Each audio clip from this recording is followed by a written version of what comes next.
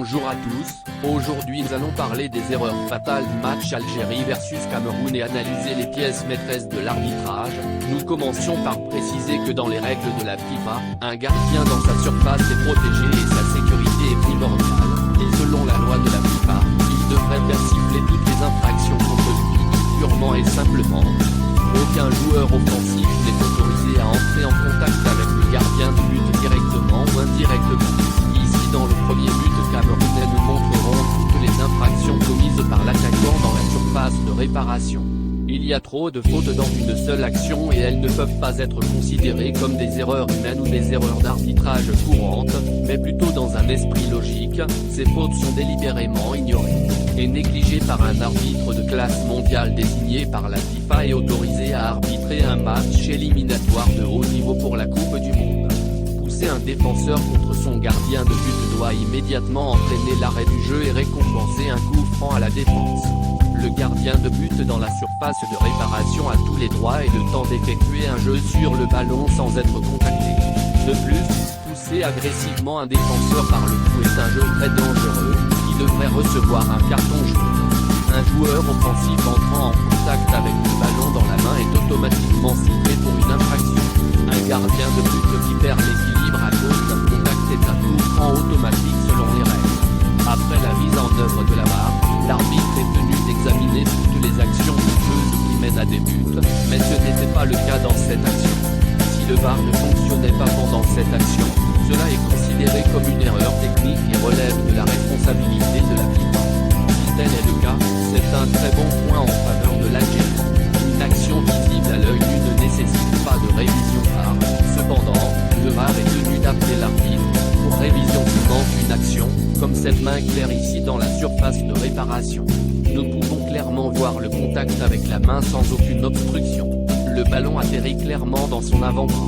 Cependant, cela est considéré comme une erreur courante de l'arbitre, à moins que, comme nous l'avons dit précédemment, le VAR ne fonctionne pas. Encore un bon point pour l'Algérie. Passons maintenant à un contact net dans la surface de réparation, et examinons comment le contact s'est produit et si le défenseur a touché le ballon ou le pied de l'attaquant. Basé dans l'espace du ballon et du pied de l'attaquant, il est impossible pour le défenseur d'entrer en contact avec le ballon, donc, c'est un pénalty. Il a fait trébucher l'attaquant. Encore une fois, où est le VAR ici? Dans cette prochaine action, nous examinerons une autre main évidente. Et encore une fois la question, où était le VAR? Qu'a fait l'arbitre et pourquoi l'action n'a pas été examinée? Sous différents angles, nous pouvons voir clairement le ballon toucher la main du défenseur et même rester collé à la main pendant quelques secondes. L'arbitre n'était pas loin et sûrement, il l'a vu mais ignoré comme toujours. S'il a été appelé par la VAR et n'est pas allé, c'est une autre erreur fatale. Concluons maintenant avec le but de Slimani, et comprenons ce qui constitue une main selon les règles de la FIFA, et avec quelle partie du corps un joueur peut entrer en contact. Dans cette action démesurée, les règles de la FIFA ont été ignorées et plutôt pas appliquées comme elles le devraient. Fondamentalement, une épaule et le haut de l'épaule ne constituent pas un contact illégal ni considéré comme une main. En observant à nouveau où le ballon a atterri et quelle partie du corps a touché le ballon.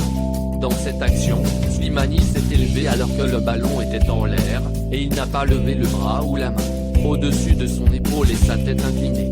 À plusieurs reprises, nous pouvons clairement voir la balle au-dessus de la partie du corps considérée comme une main dans les règles de la FIFA.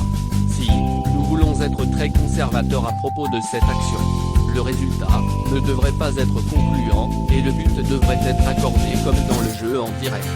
Utilisons un peu de bon sens et voyons si nous pouvons déterminer la trajectoire de la balle, et sous différents angles, voyons si nous pouvons déterminer que la balle a touché à 100% la main de Slimani. En se basant sur le mouvement du ballon après contact, on peut deviner le sens de déplacement du ballon dans les airs par rapport à la partie qui a touché le ballon.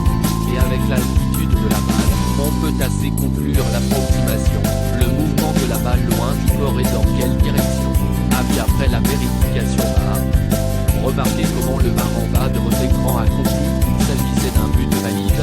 Remarquez également comment l'arbitre pointe son avant-bras. Le ballon n'a pas touché cette partie. Clairement un geste vicieux. Il y a ici un conflit entre le VAR et l'arbitre.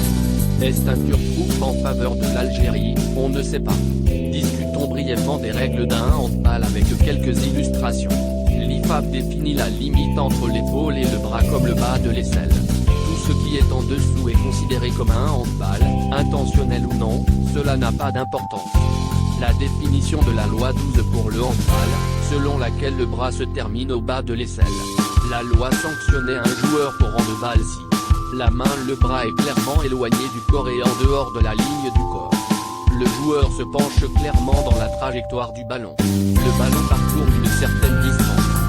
Le ballon touche une main, un bras clairement levé au-dessus de l'épaule. Donc rien de tout cela n'était dans le but de Slimani. Sur cette photo, qui n'est pas un handball, c'est une action similaire à Slimani, si nous avions le même angle. Regardez attentivement, où repose la balle et quelle est la légalité du contact. Même si le ballon glisse légèrement vers le bas, il n'est pas considéré comme un handball selon la loi. Enfin, parlons du litige actuel et de ce qui devrait arriver et quelles en sont les ramifications. Dans le cas de l'Algérie, les organes juridiques de la FIFA devraient déterminer si le match a été arbitré équitablement ou s'il y a eu des erreurs excessives qui ont fait pencher la balance en faveur d'une autre équipe et ont rendu le match injuste. Ou s'il y a simplement eu des erreurs courantes sans fondement. L'organisme juridique doit contacter les témoins dans ce cas, les arbitres et le VAR, revoir le match et, plus important encore, enquêter sur tout contact entre les arbitres et les équipes. Ils sont également tenus d'écouter toutes les communications entre l'arbitre et le VAR. Déterminer ensuite, si le match doit être rejoué, aucune autre action n'est nécessaire et le Cameroun se qualifie toujours, ou même dépouiller le Cameroun de la qualification et la donner à l'Algérie. Dans tous ces scénarios après le verdict, les deux équipes ont 21 jours pour faire appel de la décision contre eux auprès du TAS.